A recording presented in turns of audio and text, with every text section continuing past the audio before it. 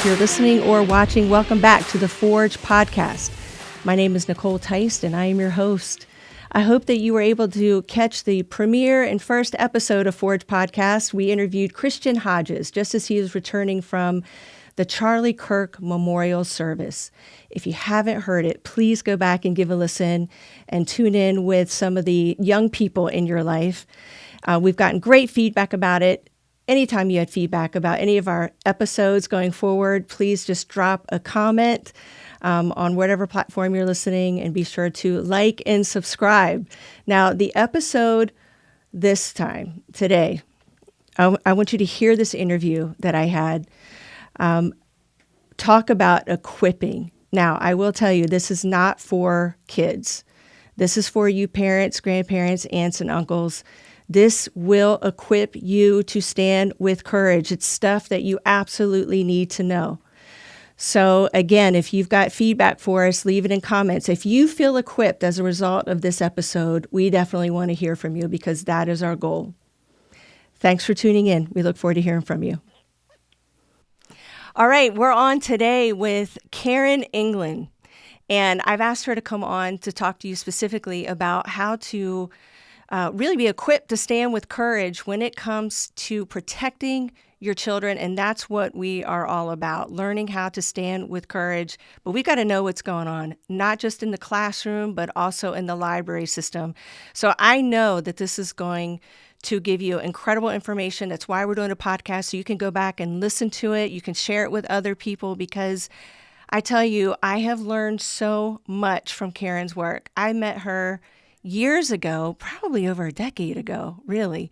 Mm-hmm. It's been a while. And I met her through a conference we went to with Alliance Defending Freedom, where we both were there learning how to help our states and equip parents, and just been following her work ever since. So you're going to want to know where to find this information. So just so you have it, and we'll put it in show notes, takebacktheclassroom.com is the URL that you're going to want to check out. And I just want to give a warm welcome. Thank you so much for being with me today, to Karen England. Tell us a little bit about what you're doing and how you got started in this. Well, first, thank you, Nicole, for the kind words. Yes, I remember when we first met. So this is really cool to be on your show. So we are a pro-family public policy organization with a home base in California, and increasingly over the years, our focus has become not just parental rights, but stopping the sexualization of our children, especially with our tax dollars, whether it's... Okay, I'm going to say that one more time. Okay. I want people to get this one phrase: the sexualization of children. So I want, just let that sink in for a minute, because we're like, a lot of times we're like, are you kidding me right now? We got to worry about this, the sexualization of our children. So, and I know that's a phrase you're going to keep coming back to, but I just wanted to stop to get that in everyone's mind before you unfold what we're about to hear. Go ahead. Well, yes, and it's all over culture, and we see that, and we have a better chance at shielding our children from it. But our tax dollars are sexualizing the next generation, and that's what I want to encourage the public to stand up and say, we're not going to let you sexualize our kids using our taxpayer dollars or with government approval, whether it's a public library, public school library, sex ed curriculum. And so that's really, since COVID, where we have narrowed, and I believe this last decade of my activism, that God is calling me to this very specific area to equip parents, grandparents, community members, how they can get engaged at the local level and stop the sexualization of our kids. Great. Thank you for taking this on. I have found it to be quite overwhelming at times, because it's everywhere, and you've got to be on guard and know what some of these key words are. I noticed that if you don't understand really what language the people who are really promoting this agenda, this ideology, if you don't understand the words and the way they're defining certain words, for example, you hear comprehensive sex ed. Okay, when you hear that, you think sex ed maybe the way I learned it when I was younger, in school, like biology kind of things, like, okay, this is puberty, like human development.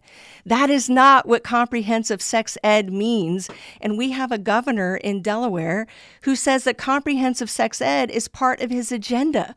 Yeah. So another reason why I wanted to have you come on and explain to everybody what is meant by comprehensive sex ed.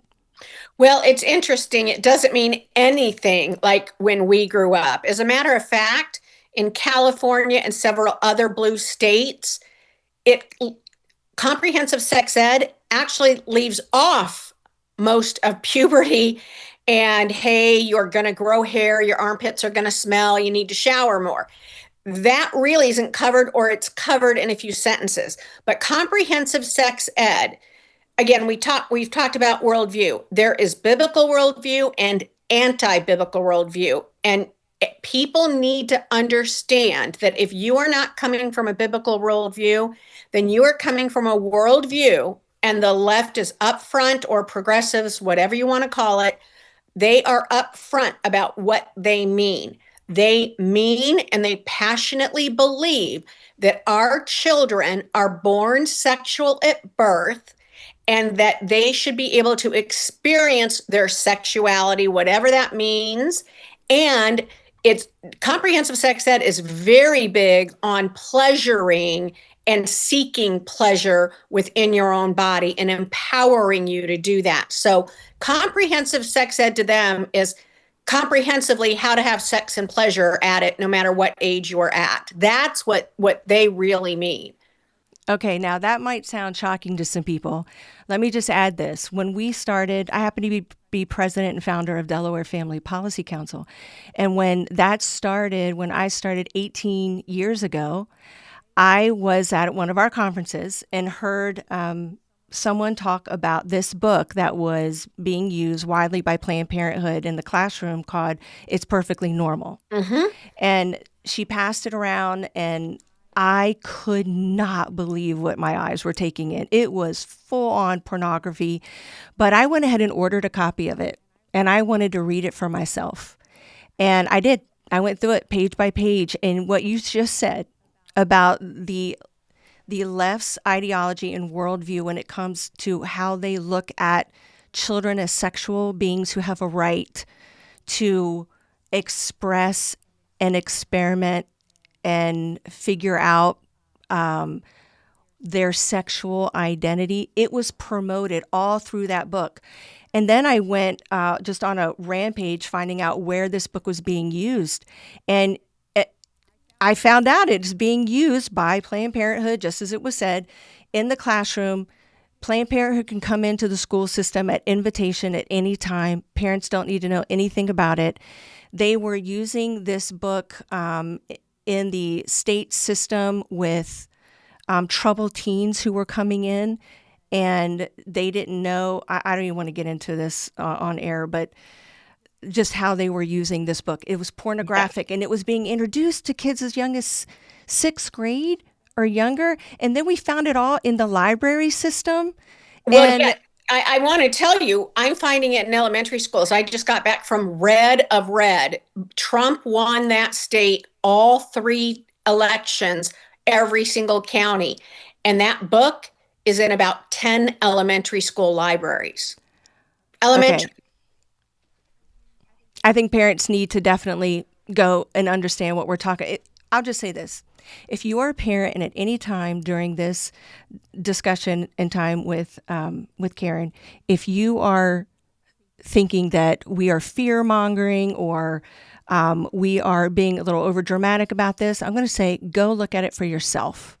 Just go to the library and get It's Perfectly Normal. It'll look cartoonish on the front, like it's targeted, it's aimed toward elementary students. Just go get it for yourself. And that book's been in circulation for, it's been what, 25 years Yeah. now? It's now on anniversary editions. And I'll actually do another. Your listeners can go to takebacktheclassroom.com and click on our master book list, and it's there. And we have the excerpts, we have the actual pictures. So just like you said, you can decide if this is hyperbole or not. You can decide if you think this is an appropriate picture book for elementary school kids to be flipping through.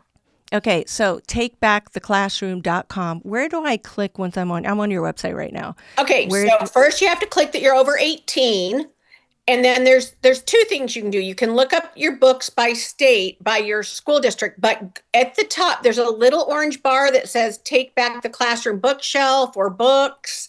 Click on that, and that'll give you all of the books that are somewhere on the website. And that's where you can go look up It's Perfectly Normal. And you can Okay. look at excerpts, and you can, download. And we've got on that one, we have pictures. And because a lot of these, they're picture books. Because again, it's they're sending it to elementary school kids. Can I give you another example of a book that's up there that's in Delaware schools? And Okay. that is, it's actually sitting behind me, but it's called The Big Bath House. And the title should say it all, being from California. But if you can see this, and we've got all the pictures online, looks like a bunch of adults naked in a big pool with a bunch of kids. It's very, lots of pictures like that. The left and progressives will say we're teaching them about Asian culture. But a minor child in America opens up a book and sees page after page of children bathing with supposedly mothers and grandmothers. Not that that's okay, but you really can't tell if they're boys or girls. And washing each other's back page after page. It sends a different message to an American child. And so this is a book that we find wholly inappropriate to be funded by the taxpayers and in our elementary schools or our public libraries. I That's mean, right. all it takes is an uncle to sit down and read this book. And again, your first grader doesn't come home and say, "Wow, I learned about Asian culture today."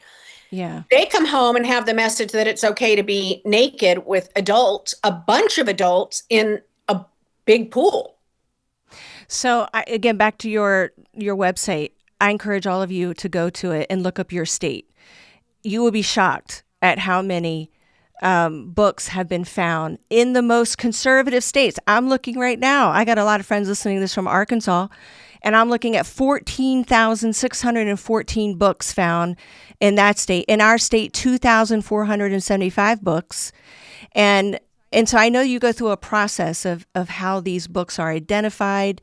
And I'd like for you to talk about that. We talked earlier about a constitutional or Supreme Court case standard, but Yes. tell us a little bit about how these books end up on your list.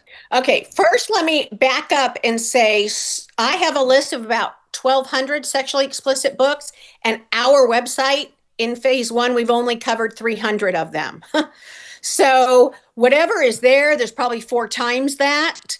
When we get through, we're getting ready to do a second run of another 300 in all 50 states. So that number will probably double. But here's, I call it a dirty little secret. Um, there was a Supreme Court case called Island Trees versus Pico, and it went up to the Supreme Court, and it was not settled law there because there wasn't a majority on the all of the opinion, but they did agree on, a majority agreed on three principles which lower courts are upholding. And this ruling was very, very specific about book removal in public school libraries. I mean, it's very specific. And there are three things that came out of that. One of them was that it's up to the administration and school board to get these books, to say yes or no to these books being removed, and that it has to be pervasively vulgar or educationally unsuitable, which I would argue the Big Bath House and lots of those are. And thirdly, that you can't remove a book because of ideology, political viewpoint, or a religious viewpoint. Like you just don't like it because you're a Christian and it covers, a gay relationship. And so that's what Pico said.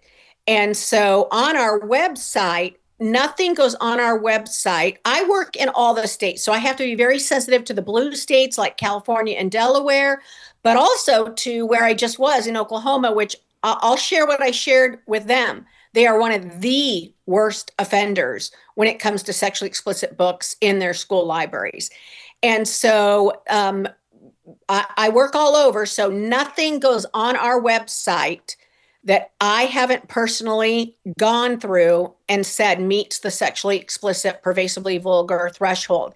As a matter of fact, we are right in the process. We have book reports that you can download the excerpts from.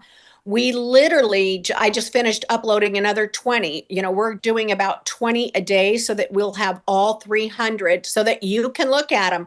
But in doing that, realized, wow, a few of these, as much as I wouldn't let my child read them, it doesn't meet that threshold. And so we are removing those. But credibility and trust is really big on this issue. And I don't have to use hyperbole because the truth is Yes. horrific enough. And so we work hard to be very, very credible. If for some reason, something gets on there, but everything goes through me personally because our credibility is on the line and the truth is bad enough. Okay. So we've covered now what language to look out for, okay, with comprehensive sex ed. We know that a lot of these books, I can say this in my experience in talking with parents every year since I've been doing this, a lot of these books will come through the literature in English and AP courses. Yep. They will justify this more explicit material that somehow that makes you more, how that gets put together with AP. I don't know, but it does all the time. And so basically AP literature, AP even English, parents need to be really on the lookout. And we can talk more about these things and how they specifically affect Delaware. We are going to have more podcasts on that alone, specifically. But we talked about how you are coming up and finding these books, and we can be on the lookout for more of them. So as a parent, I would be thinking, I am a parent, but if I had younger ones, I would be asking, well, what do I do if I come across this? And I know it's in my kid's school. What can I do? Can I opt them out of certain classes that I know where this is going to be taught? So can you speak to that for us? Sure, Nicole. So there are two different issues here. So you've got comprehensive sex ed, and you have that Mahmoud decision about if it violates your religious beliefs, you can opt out of. So most, not just comprehensive sex ed, but English language arts, when they're covering these issues, you can opt out based on your religious beliefs. So that's one thing. But library books, I don't support an opt out, and there is no vehicle in most areas to do that. Because if it's pervasively vulgar, we don't need to have the government approval on it. I mean, we don't have Playboys in there, and some of this stuff is worse than Playboys. So we don't have Playboy in there, and we shouldn't have this smut either. And so with library books, and anyone can do a challenge, and most school districts have a form to fill out. We cover it on our website. We have a letter we'd like you to send with that form. We have the excerpts from the book to send with your challenge form where you want the school district to reconsider this book.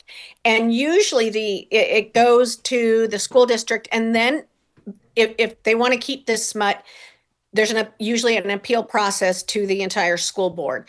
And so that's where I encourage people to go, because if someone thinks this is appropriate, I want to know about it, and I want to vote them out from my school board. Yes, absolutely. So two things that you just said. First, the opt-out option. That is a new ruling by the Supreme Court that just happened this June, the Mahmoud versus Taylor, which was a result of some courageous parents willing to stand for their kids, right in Maryland, neighboring state. And they were of all different faiths. They came together and wanted to challenge this, to say, do we have the right as parents, yes we do, to opt out our children from this from this teaching that we don't want, and the school saying, well, let me just say this. We won the case. Yeah. And that is great news for Delaware, because in the years that we have been trying to fight this in Delaware, we would always come up against all of the unions that would come and say, this is going to be too much for the school district to try to manage this. It will result in kids not coming to school. And, we need to serve all families. And so, no, we are not going to allow you, Delaware parents, to opt out your children out of anything that you find questionable.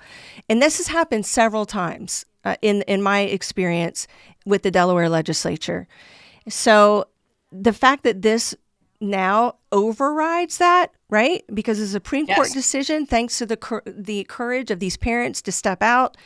And now we can say, no, we have the right. That's been established now by the Supreme Court. We have the right now, Yep. Delaware legislature. We can override now. But that's one thing. Yeah. So parents got to be very aware of curriculum, what's in the curriculum.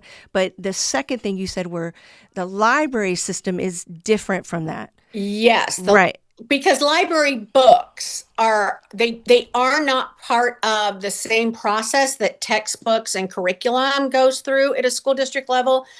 Typically, the librarian has a budget and they order the books, and it's really a tighter thing, and it's governed by a U.S. Supreme Court case, and there's some First Amendment issues that go along with it. So where Okay. a parent, even not even having to wait for the Delaware legislature to do anything, they have the right to proactively go say, I want to see a list of these books, and as far as curriculum, and I don't want my child participating in this English language arts class or comprehensive sex ed or whatever that happens to be. And so, yeah, you don't even need to wait, because the Supreme Court said you have that constitutional right. As a matter of fact, it said the school district must notify you if any of these things are going to come up in the curriculum. Now, I don't trust that they're going to do that, but parents need to know what their rights are. No one is going to, especially in a blue state, Amen. announce and say, hey, come here for your parental rights. We need to take them back and exercise them, or they're gonna lay flat, because they genuinely believe our kids belong to them, and it's a partnership, not that they're Yeah, working for us, the parents, and we're allowing our children to be in their authority for a certain amount of time. They really think they're co-parenting. they do. I can tell you, all the committee hearings that I have been through and sat through the years, that's exactly what they believe. So parents need to know what their rights are, and they need to to not ignore this or think it's not there, it's not happening in their school. Sometimes I'll have teachers or parents that say, well, my teacher's really great, and I believe that. And there are terrific teachers in the school system. But if they're not there and there's a substitute, or I'm just saying, the school, they have the freedom to invite in whoever they want to come and talk to your child. You've got to know what that curriculum is about. You got to know who your child's spending time with, and not give up that territory, not give up what is yours. That is your responsibility.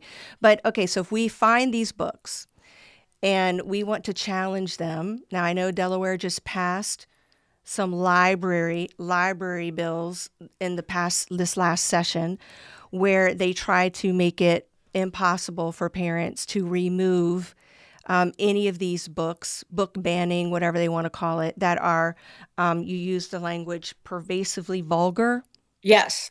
I would say that most of these, if not all of these legislators, do not even know what's in these books that they are allowing free access to by these children in libraries. But they basically, the prevailing party here in Delaware is the Democrat Party, making it a very blue state legislatively.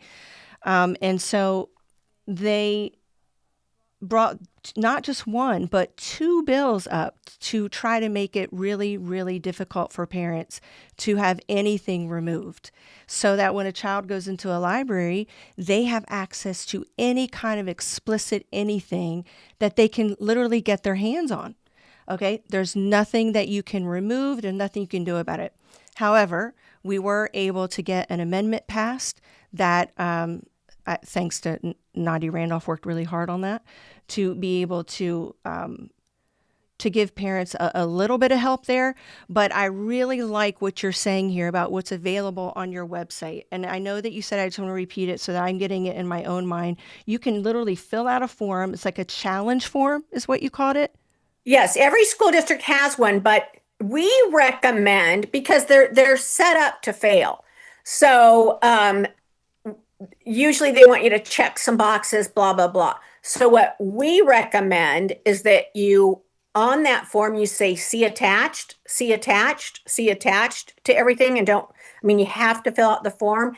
And then you attach our draft letter that says these books are pervasively vulgar, this school, and we want them reconsidered. And we actually handle the one objection, Nicole. Well, there's lots of objections, but we get, especially from the ninth grade, the English lit teachers, and it's that this is germane to the story, or it's Yes. yes, it's got literary value. So in our letter, we actually say you may claim this is germane to the story or has literary value. However, and depending on the book, you can put having a graphic incest scene is not appropriate for minors, no matter how germane it is to the story. Right.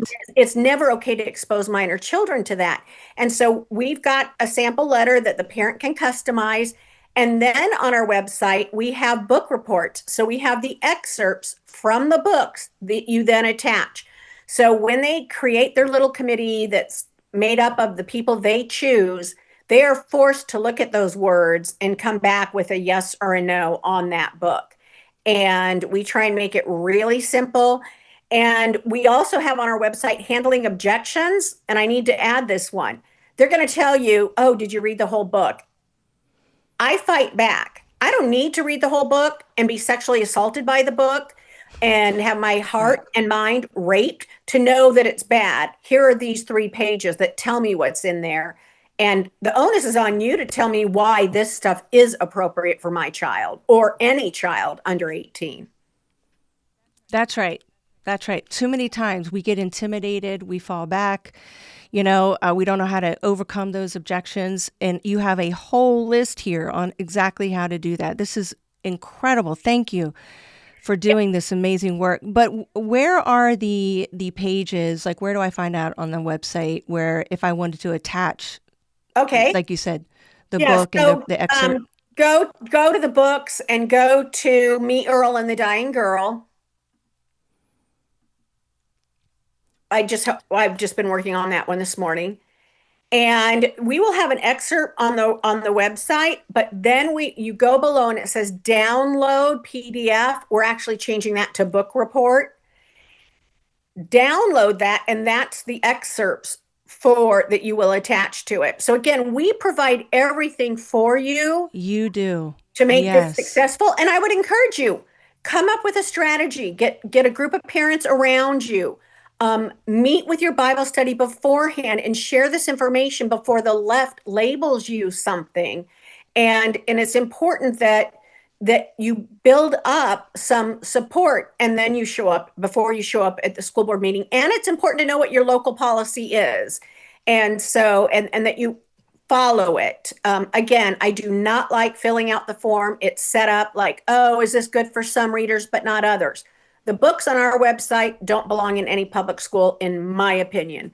And again, there's a few that we've had up there, and because this, maybe I've been desensitized, but there's so much that's so bad. We're removing a handful of them because the other stuff is just so bad. And so keep in mind, I'm probably a bit desensitized, and this stuff goes up. Again, just look at Me, Earl, and the Dying Girl, and I don't want to say the bad words I usually say on air.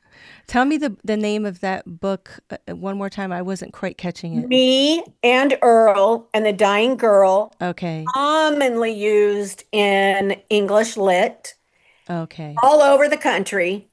And you can look up the excerpts on our website, download them, and that's what you would attach to your letter that you attach to the district's form they want you to fill out, which is set up for failure. It's really to set up and help them say no.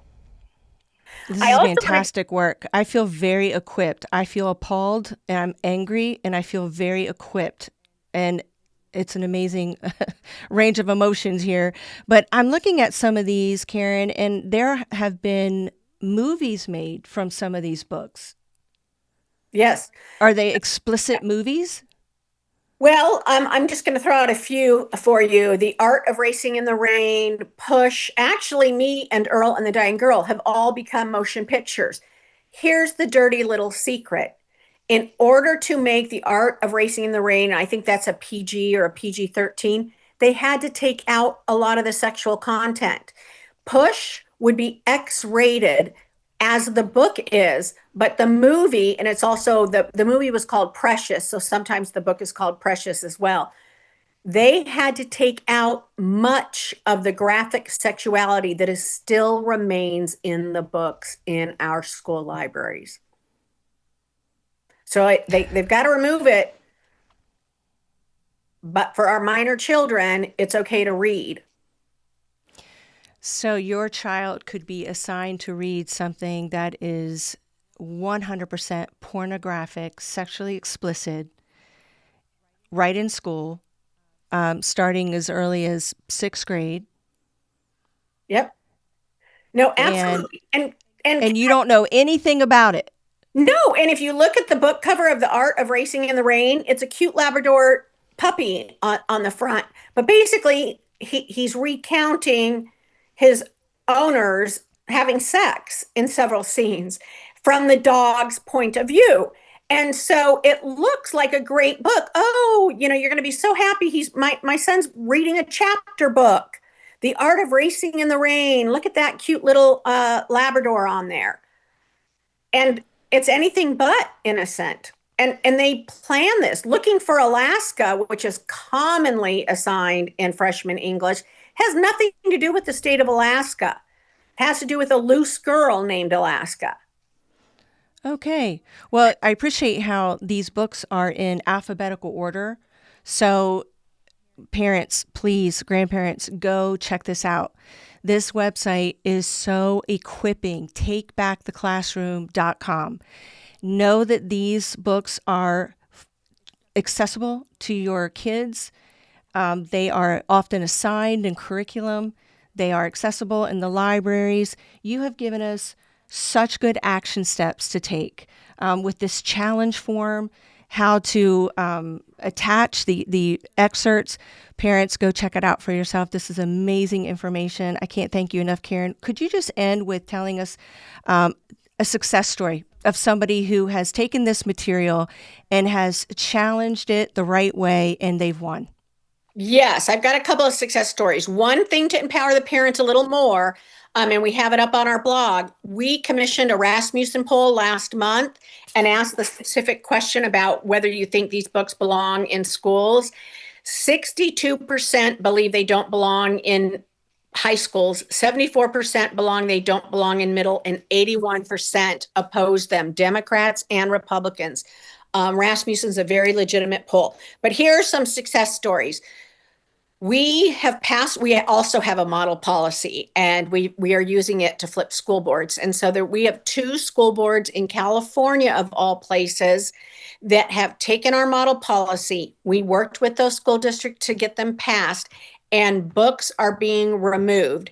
Just today, we sent out an email asking for people's stories about, removal, or if they were unsuccessful, because we want to hear the stories and we want to help them. I already have received, before I got on this call, two that were about getting American Psycho removed and another one removed, and then two where they failed. And the one gal, she just ended it with, "I'm so discouraged, I don't know what else to do."